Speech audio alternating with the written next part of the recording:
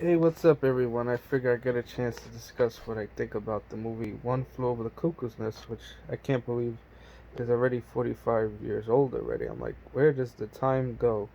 Well, anyway, for those that may or may not be familiar with it, it's based off the book by Ken Casey, which deals with the patient Randall Murphy, which of course was played by the wonderful Jack Nicholson. So basically, Randall gets the idea, I guess, to fake being crazy, to get, to avoid going to prison, figuring it'd be a more lenient sentence. Little does he know that Randall would end up encountering the infamous villain, Nurse Ratched, played by Louise Fletcher, who won an Oscar for her role, as well as Jack Nicholson. And, you know, Nurse Ratched is like that type of character, like the facade is almost like that she has is almost like a nurse that uses passive aggressive tactics towards her patients.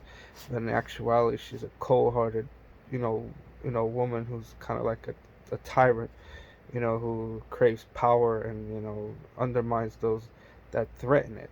And then, of course, Randall is, of course, the foil to Nurse Ratched, who threatens her, I guess, her order and her way of doing things. But Randall, I guess, wants the patients that he's staying with to have a sense of self-worth, and he'll stick up for themselves. And of course, he also befriends the patients and makes friends with them, including the infamous Chief Brand, I guess, a deaf mute type of Indian character, but fakes it to kind of like that way nobody bothers him and things like that. And I will say, even after all these years, that the film holds up, very well, and it teaches a lot of things, and it's something definitely worth seeing, a few times. And of course, for people that may or may not know, this was the acting, I guess, film debut of Christopher Lloyd, who would go on to many roles, including Doc Brown from Back to the Future, Jim Ignatowski from Taxi, and of course one of my favorite roles,